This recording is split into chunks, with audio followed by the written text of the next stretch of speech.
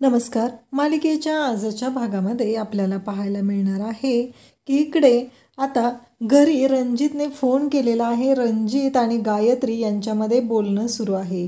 रणजितचं असं म्हणणं आहे की काही झालं तरी मला मानसीला भेटायचं आहे, तेही मला ती जशी हवी आहे तसंच. म्हणजे गायत्री म्हणते म्हणजे काय म्हणायचं आहे. तेव्हा रणजित सांगत असतो की तिच्या गळ्यामध्ये मंगळसूत्र नसताना आणि मी लवकरच तिच्या समोर येणार आहे, तिचा बॉस आहे म्हणून. हे जेव्हा गायत्री ऐकते तेव्हा गायत्री म्हणते ओके असा प्लॅन आहे तर म्हणायचं तुमचा. तेव्हा रणजित सांगतो की हो. पण गायत्रीला एक गोष्ट लक्षात येत नाही की आता अशा अवस्थेमध्ये रणजित कसा भेटू शकेल, हा प्रश्न पडलेला असतो. त्याचवेळी आपल्याला पाहायला मिळतं की रणजित म्हणतो त्याची सोय मी केलेली आहे आणि रणजितने ऑफिसमध्ये सांगितलेलं असतं प्रत्येक मंगळवारी सगळ्यांनी युनिफॉर्ममध्ये फॉर्मलमध्ये यायचं आहे, जो युनिफॉर्म सगळ्यांना दिलेला आहे. आणि मग सगळ्याच जणी बोलू लागतात की हे काय आहे नक्की, हे सगळं काय आहे, हे सगळं असं का होतंय, हा प्रश्न सगळ्यांनाच पडलेला असतो. आणि त्याचबरोबर आपल्याला पाहायला मिळतं की ऑफिसमधले सगळेजण टेन्शनमध्ये असतात, सर्व लेडीज टेन्शनमध्ये असतात आणि त्यांना प्रश्न पडलेला असतो की काय करायचं नक्की. आणि हे मंगळसूत्र, हे सगळे दागिने कसं मॅनेज होणार आहे. मानसी तर इकडे जॉब सोडण्याचाही विचार करत असते, पण रणजितने आता मानसीसाठी तिचा ड्रेस आहे तो घरी पाठवलेला असतो पार्सलने आणि तो ड्रेस घरी आलेला असतो. आणि तेव्हा मात्र खूपच मोठा राडा होणार असतो. इकडे गायत्रीने आता मोठा प्लॅन केलेला असतो. काही झालं तरी रणजित बरोबर तिला डील करायचं आहे, रणजित बरोबर तिला फायदा करून घ्यायचा आहे. म्हणूनच तर तिने मानसीला आता भरीस पाडणार आहे. तर मानसी इकडे तो ड्रेस आल्यानंतर खूपच घाबरते. एकतर मावशी आणि तात्यांना दोघांनाही मी ही नोकरी करते, हे सगळं खूपच अवघड होत आहे आणि त्यात जर मी असे कपडे घालून नोकरी करण्यासाठी जायचं म्हटलं तर खूपच अवघड होणार आहे असं मानसीला वाटत असतं. त्यामुळं काहीही झालं तरी सगळ्यांच्या समोर हे सगळं जेव्हा होणार आहे त्यामुळं तिला खूपच धक्का बसत असतो. आणि इकडे रणजितने तर प्लॅन केलेला आहे काही करून मानसीला तो ड्रेस घालायला लावायचा आहे, तिच्या गळ्यात मंगळसूत्र नको आहे, हे सगळं त्याचं प्लॅनिंग असतं आणि तो ड्रेस घरी आलेला असतो. तर इकडे तात्यांच्या हाती आता आपल्या तेजसचं हॉल तिकीट लागलेलं आहे आणि तेजस आणि बिचारी आभा दोघंही हॉल तिकीट शोधत आहेत. नक्की कुठं ठेवलेलं आहे, काय झालेलं आहे, हा प्रश्न पडलेला असतो. आणि तात्यांनी मात्र ते हॉल तिकीट फाडलेलं नसतं. तात्या म्हणतात की कदाचित काहीतरी सुबुद्धी सुचली असेल, म्हणूनच चिरंजीवांनी हा विचार केला असेल. त्यामुळं मला काही करून हे हॉल तिकीट आता सांभाळून ठेवलं पाहिजे. कदाचित जर चिरंजीवांना वाटलं आणि त्यांनी पुन्हा तिकडे परीक्षेला जायचा निर्णय घेतला तर खूपच चांगली गोष्ट होणार आहे असं तात्यांना वाटत असतं. इकडे आता तो ड्रेस कोड आलेला आहे आणि गायत्री म्हणत असते अगं ती ऑफिसमध्ये जाते ना, मग ऑफिसमध्ये असा ड्रेस घालावाच लागणार आहे तिला.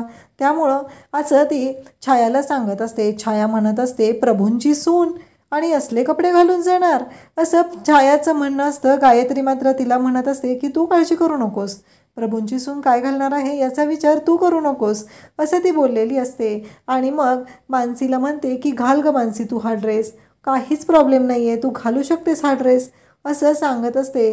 आणि मानसी मात्र तयार होते आणि मग त्यानंतर लगेचच गायत्री पुढे येते आणि मानसीच्या मंगळसूत्राला हात लावते आणि म्हणू लागते की हे मंगळसूत्र हे अजिबात चांगलं दिसणार नाही. काही झालं तरी हे मंगळसूत्र जे आहे ना ते तेवढं तू घालू नकोस, असं ती सांगत असते. त्यानंतर मात्र इकडे मानसीला धक्का बसतो. त्याचवेळी तात्या, मावशी, त्याचबरोबर आभा सर्वजण तिथं आहेत. आणि मानसी आता काय बोलणार, मानसी गायत्रीचं ऐकणार का, हा प्रश्न सगळ्यांना पडलेला असतो आणि सगळेजण पाहतच असतात. तेव्हा मानसीच्या मंगळसूत्राला गायत्रीने हात लावलेला असतो आणि मानसी म्हणत असते की बास गायत्री मॅम, मी इतका वेळ तुमचं ऐकून घेते असा अर्थ नाही की तुम्ही काही माझ्याशी बोलत राहाल आणि कशाही पद्धतीनं माझ्याशी वागाल तर मी तुमचं बोलणं ऐकून घेईल आणि तुमच्या म्हणण्याप्रमाणे वागेल, असं जर तुम्हाला वाटत असेल तर तो तुमचा गैरसमज आहे. काही झालं तरी हे मंगळसूत्र मी माझ्या गळ्यातून काढणार नाही.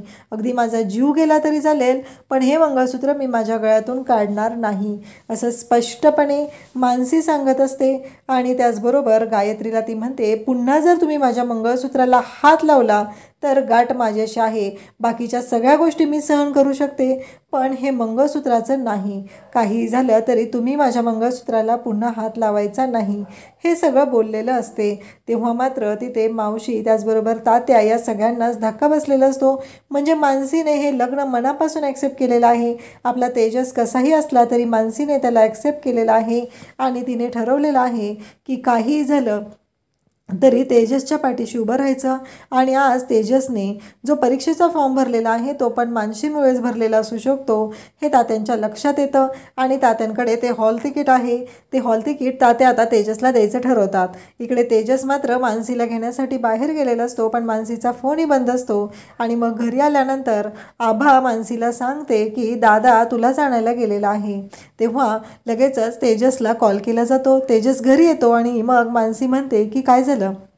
आबा म्हणते की मला तुला एक गोष्ट सांगायची आहे. तेव्हा मानसी म्हणते काय झालं. तेव्हा आबा सांगते की दादाचं हॉल तिकीट आहे ना ते सापडतच नाही आहे. दादाचा उद्या पेपर आहे ना आणि तू त्याला अभ्यास करायला सांगितलेलं होतं. दादाने अभ्यास तर केलेला आहे, शेवटचे 2 दिवस होते, अभ्यास झालेला आहे, पण आता हॉल तिकीटच सापडत नाही आणि दुसरं हॉल तिकीट मिळूही शकत नाही. हे सगळं झाल्यानंतर मानसी म्हणते अगं एवढंच ना, मी इथेच ठेवलेलं होतं ते.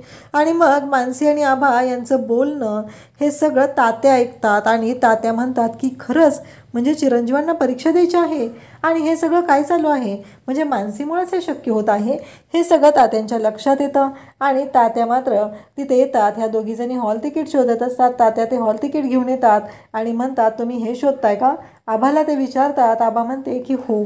तात्यांना आबा विचारते तुमच्याकडे कसं आलं आबा तात्या. तेव्हा आबाने विचारल्यामुळं तात्या सांगू लागतात की हे हॉल तिकीट असं कचऱ्यात पडलेलं होतं. तेव्हा मानसी म्हणते कसं शक्य आहे कचऱ्यात पडणं, कारण मी तर ते व्यवस्थित ठेवलेलं होतं. तेजस बाहेर आहेत, बाहेर कुठे घाण व्हायला नको म्हणून मी ते घरात ठेवलेलं होतं. मग अचानक ते असं कसं काय झालेलं आहे हा प्रश्न मानसीला पडलेला असतो. तात्या म्हणतात ठीक आहे. आणि आम्हाला म्हणतात की आता ते मिळालं आहे ना ते चिरंजीवांना द्या आणि त्यांना सांगा खरंच आमच्याकडून त्यांना शुभेच्छा आहेत आणि या पेपरसाठी त्यांना आमच्याकडून आशीर्वाद, हे सगळं बोललं जातं. तेव्हा मानसी आणि आबा या दोघांनाही खूप आनंद होतो. आणि त्याहीपेक्षा जास्त आनंद झालेला असतो तो म्हणजे तेजसला. तेजसने दारातून हे सगळं ऐकलेलं असतं. तात्यांचा आशीर्वाद आता तेजसला मिळालेला असतो आणि या परीक्षेसाठी तेजसला शुभेच्छाही मिळालेल्या असतात. तात्यांनी मात्र ठरवलेलं असतं की तेजसने जो निर्णय घेतलेला आहे तो खरंच खूप चांगला आहे आणि तात्या तेवढेच खुश झालेले असतात. तेजससाठी तात्यांना खूप छान वाटत असतं. तात्यांना वाटत असतं की फायनली तेजसने काहीतरी करायचं ठरवलेलं आहे आणि हे सगळं पॉसिबल होत आहे ते फक्त आणि फक्त सुनबाईंच्यामुळे. म्हणजेच ही मानसी या घरात आलेली आहे आणि म्हणूनच तेजसने हा निर्णय घेतलेला आहे. तिनेच त्याला परीक्षेला म्हणजे सरकारी नोकरीसाठी ट्राय करायला सांगितलेलं आहे.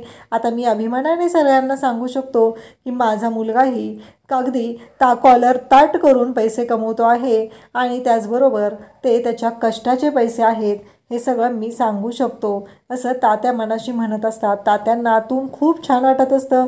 फायनली तात्यांना वाटत असतं की तेजसने काहीतरी मनावर घेतलेलं आहे. म्हणजे या प्रभू निवासला अगदी या वाचवण्यासाठी तेजसचा खूपच मोठा उपयोग होणार आहे असं तात्यांना वाटत असतं. आणि फायनली तात्यांना वाटत असतं की आपलं प्रभू निवास हे टिकून राहणार आहे. फक्त मला चिरंजीवांकडूनच अपेक्षा होती, कारण हे सगळं फक्त तेच करू शकतात याची खात्री तात्यांना पटलेली असते. आणि तात्याच आपलं प्रभुनिवास, तात्यांना माहिती आहे की तेजसच फक्त प्रभुनिवास वाचवू शकतो. आणि मग तेजस आता परीक्षेला जातो. परीक्षेला गेल्यानंतर तेजसच्या समोर तिथे एक दृश्य निर्माण होतं आणि ते पेपर जो असतो तो असला भारी असतो आणि तेजस तो पेपर लिहितो आणि त्याला खूपच छान वाटत असतं, कारण तेजसला तो पेपर खूपच चांगला गेलेला असतो. तेजसने मनापासून सगळी तयारी केलेली असते. तेजसने सगळ्या प्रश्नांची उत्तरं लिहिलेली असतात आणि त्याचबरोबर तेजसचं ते हॉल तिकीट मिळवून दिल्यामुळं तात्यांना मानसीकडून थँक्यू म्हणालेली असते मानसी. त्याचबरोबर इकडे तेजस पण थँक्यू म्हणालेला असतो. तात्यांचे आशीर्वाद आणि त्याचबरोबर शुभेच्छा यामुळं लवकरच तेजस सरकारी नोकरीला लागणार आहे आणि गायत्रीची वाट लागणार आहे. अशाच अपडेटसाठी चॅनलला सबस्क्राईब करा. थँक्यू.